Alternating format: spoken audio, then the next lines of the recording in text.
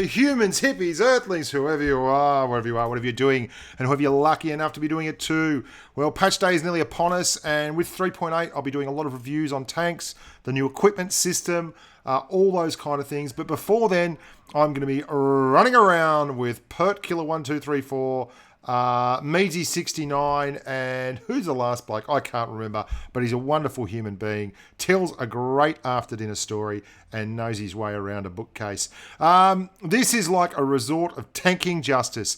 I came for the company and the reasonably priced seafood, and I came for the tracked vehicle cabaret that is subscriber replays. This is a Leopard PTA. It's on the Rockfield map. The second game we're going to have is one of the Frenchies on the Rockfield map. And the third game we're going to have is quite possibly the most glorious jewel in the crown of T20 driving that I have ever seen. Well, it's not quite possibly. It is easily the best T20 game I've ever seen in my living days. I love the Leopard PTA. It is a crackerjack tool of justice and destruction, but it can suffer a bit, obviously, with the completely horrific armor profile. You've already seen some Leopard PTA action, PTA on PTA action down there on the left-hand side, and you're just seeing a whole lot of German on German at the moment. The big E50 class came roaring through and took one for the team. Pert Killer, the man with the very pert lips, is rolling around sans chapstick to the other flank now. And this is what I like to do in the PTA as well, because basically you've got no armor. You are very, very, very soft. And what you do best is hit stuff accurately with a really lovely bit of 350 alpha. And you do it with a great shell velocity, and you do it at range, and you do it in a very mobile suit. Oh, hello! Love a little bit of AMX 5120. Very, very keenly set up there. He's looking for some HE. I always do venture. See if I can get the HE going on. He's dropped the adrenaline rush. Looking for shots on the turret. Very nicely done. He's actually doing a great job here, the Pert, of farming damage from the remaining 3 TDs who are all down in that corner. May hazard a bit of a blind shot there. No, holds onto it wisely. He knows he can outspot that E100. All he's got to do is wait, and he will get his just reward, and that's it. 355 millimeters of justice. Well, 355 alpha worth of justice. E100 fires one in, misses, takes a spanking from the waffle tractor, and keeps on ticking here, the PTA. E75 has pushed up way too far. He's like a toddler in the sweets jar. He absolutely can't help himself, and he's seen damage, damage, damage, kills, kills, kills. Got to get him going. Oh, Pert Killer dropping justice bombs everywhere, and it's now down to 3-on-3. It looked disastrous not so long ago, but now things are much, much brighter. Things can always be bright, sassy, and fun as long as you have all your hit points and a lot of distance between you and the bad guys. Here comes where it gets a little bit more difficult, however. That Jagdpanzer E100 will now have to play a fairly crazy role, angling against multiple targets. Pert Killer probably should have stuck down there on the other flank and leveraged around behind the Jag, but as it is, he's going to have to take a little bit of a risk and go up here to get a shot on the E50 and then back the hell off, and he does it. Look at that. He's spotted, but they're both spotted as well. Now, this is great because even though he is spotted, they can't easily get shots at him without exposing themselves. And the Pert is nothing if not fastidious about his spotting distances, his camouflage, and his very well-groomed mane of masculine hair. The AMX 5120 takes a tracking shot as well as a touch-up just a little bit short. Oh, there's a shot on offer. The Jagdpanzer E100. Well, 401 would be a very, very nice roll for the AMX 5120, and the Pert monster is looking at a huge game here if he can pull it off. This would be heaven sent. He's got the AMX 5120, he's got the Jagdpanzer E100. They are all systems go. They are looking for Pert. He has not lost a hit point yet, but his proximity spotted that tank. Bit of an issue because proximity spotting, while it is fantastic, is not much good when you're the only tank left on the map. He gets a 371 roll. Oh, and zooms down in front of what must have been a very, very upset Jagdpanzer E100. That was the killing blow right there. And the Pert has come around behind him and said, "G'day, mate, how you going? I'd like to talk to you a little bit about backdoor Leopard PTA love. See if we can't give you a little bit of 350 alpha touch-up. Well, how would you like your hairstyle? What about a little bit off the top? Look up to the skies. Look up to the skies and press the button.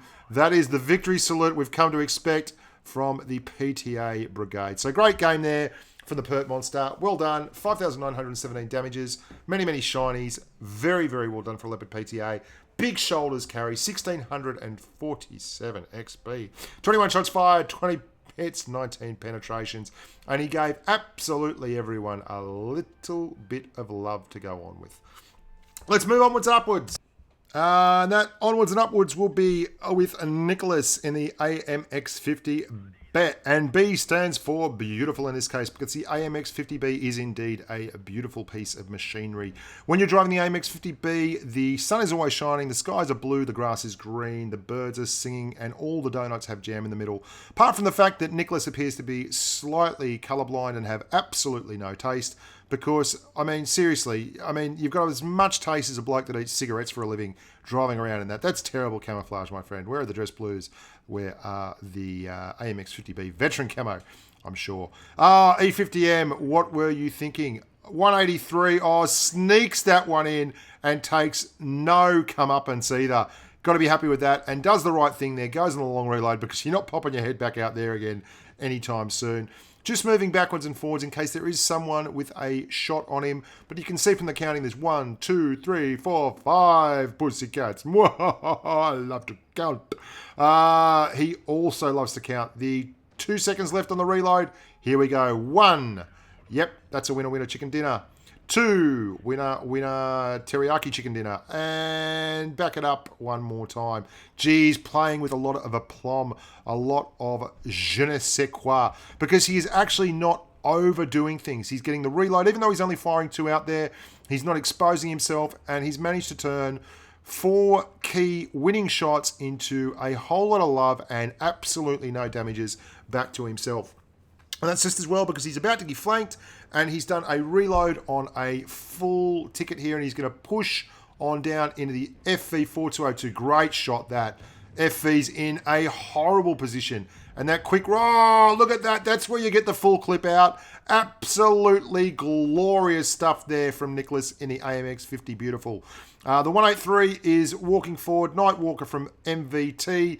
Don't know who you are, mate, but you're probably a hell of a human being, and I want to get to know you a little bit better. Tough gig, though, for the Walker. There is a T95 over there who, yeah, that's probably not the ideal position for a T95. It's taken him 2 minutes to actually get there, and the game's been going on for quite some time. But be that as it may, he is now in a spot where if anyone gets spotted over here, he is able to... Oh, hang on, talk about being spotted. Look at the AMX50B go. Tracked in the side. Let's have an ammo rack. Unlucky. But still, that's an awful lot of nasty to put in. And although it's going to leave the poor old 183 on his own and copping a flogging, he does the right thing and leaves him to die. Survival of the fittest. It's not that I don't like you. It's just that I really want the Lions to eat someone else other than me, he says to the 183 as he drives away. Won't be getting a Christmas card from that 183, but what are you going to do? Pushes back around. He's got a full clip now. The IS-7 is a key figure. That T95, be interesting to know exactly where he's buggered off to. He has still yet to show himself, but fantastic stuff there. Straight through the drive wheel. Tap, tap, tap. It's all about the tappity tap tap tappity tap McTapperson. T95 doing absolutely bugger all for anyone over there on the far flank. He was on his own, and that's left the guys over here in a 3-on-5 situation, which is just good if you're in the green team, but you're also worried the whole time that you're going to cop a HE shell through the back door for 1,000 damage. I really like what's going on here. Pushing hard across. There is a one-shot E50M. That E100 is 2 shots. He might eat 1 in the process, but that's all well and good. Oh, dearie me. Big problems. Oh, now things got a lot tighter all of a sudden. Now it is 3-on-2 over here with the T95 still not spoken for. Oh, no. Big struggle. Big struggle now for the red team. The 183 will need to roll monstrously high because if you'd have to think, he will only get one more shot in between the AMX-50B's reloads if we get pushed up on, and you could actually find he may not even get that one shot in. Here he comes, screaming across. Look at this, 48, 50 kilometers an hour. 1, 2, back it up. Look, he's got no gun depression. He's screwed. 3. Not much alpha in a 726 could do there. Nicholas was all over it. And the T95 is still absolutely God knows where, doing absolutely God knows what to absolutely God knows who. The Waffle Tractor, brave soul that he is pushing on around. He is easily within the range of big, nasty T95 HE. I'd be pumping HE into the Waffle Tractor all day long, but it looks like he's going to be okay because he hasn't been spotted there. And wow, our hero, our protagonist, our main storyline, Nicholas, has been spotted. Now he's pushing up towards the cap here. You've got to wonder where the 95 is. He's hardly moved an inch, in fact. He's just kind of sat there. He's just fired one off there. You can see, he's naked to the world. No camo. And not sure what he's doing. Unlucky Jet Triton tank. No, not really unlucky, mate, but possibly maybe next time stick with the rest of the humans. Savas Bitty, which means get wrecked. Here we go.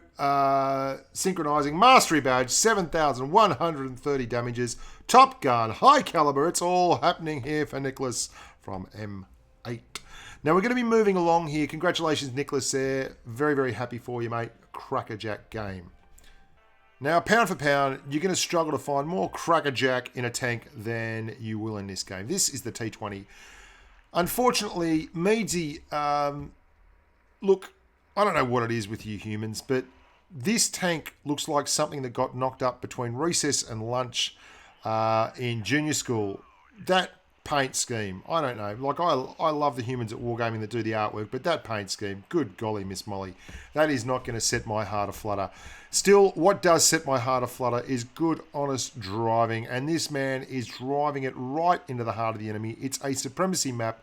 B is the one cap to rule them all, as they say in Tolkien's classic work, The Lord of the Rings, and possibly in The Hobbit. And here he is. He's got that 80mm, a lot of gun depression, crap armor profile, and a very low to the ground tank that is brightly coloured, and he is going to make a wonderful bit of music with it. Now, the 80mm is key here because he's getting lovely doses of alpha on the shots. All these 200 shots, they'd probably be 160s with the Comet or one of the other tier 7 mediums, and it's actually pretty handy to be doing it like this with the big alpha dose.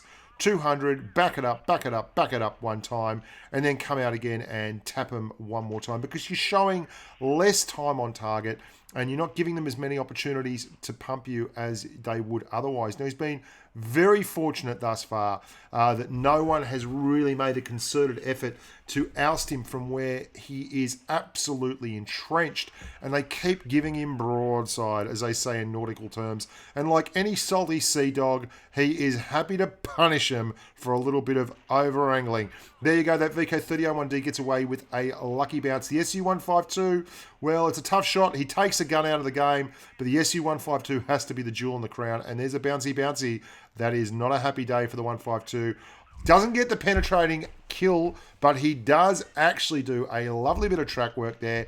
Everyone knows it's going to take him 15 minutes to aim that thing. It's 152mm. It fires Volkswagens out the end of the nozzle. Actually, he's not running the 152. Ooh, he's running the high DPM 120. That thing will pump out 3k damage per minute, no problemos. And there we go, the VK3001P. He's got time on target. He's tunneling someone to the left of the Meadster. And very tough shot that. Leaves him on 95. 3001P, backing it up. 3 tanks on 5 now. Oh, unfortunate. That one could have gone in. Would have been very, very handy.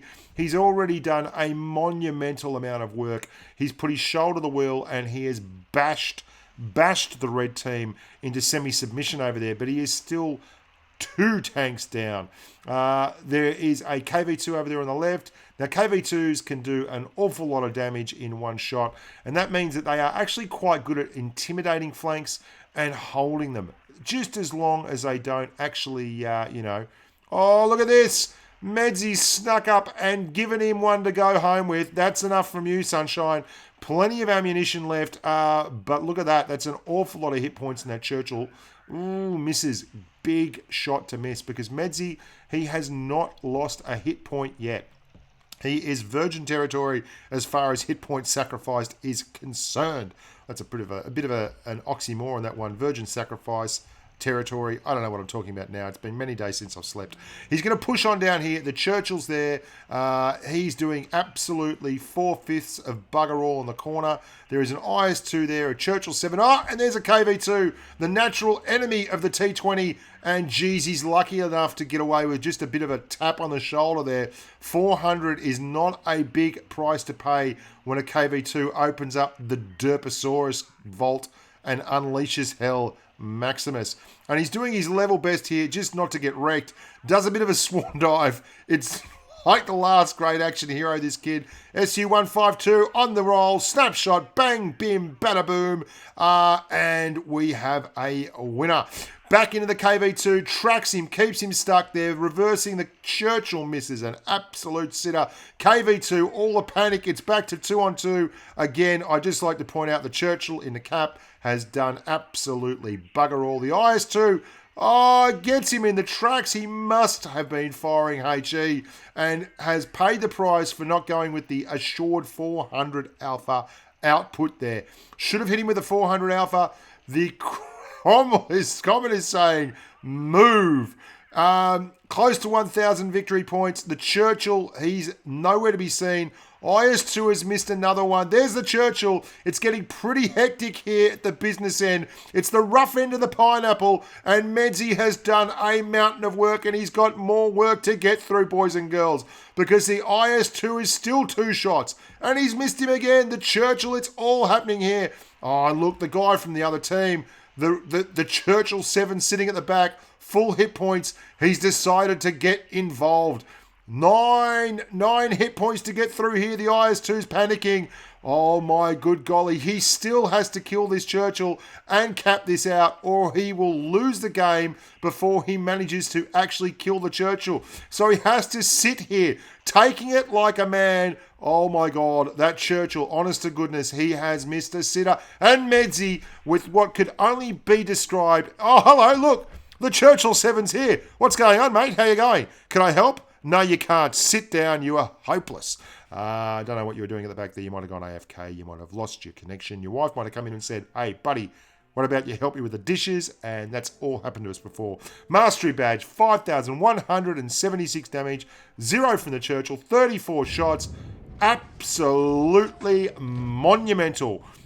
That's over 5k damage from a tier 7 medium, and the T20 at that.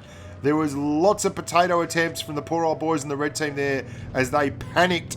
But Medzi was the one applying the tourniquet of pressure, and it was that pressure that drove them to errant shots and much disappoint. Until next time, boys and girls, I'm Bushka Blitz. As always, remember, if you would like to sponsor the channel, that would be hugely beneficial for me because, to be honest, I've got to keep the wife convinced that this is a realistic endeavour and that we are, in fact, going to be able to make a long career out of YouTube. So let's cross the fingers and sponsor away. Until next time, look after your families and stay safe on the battlefield.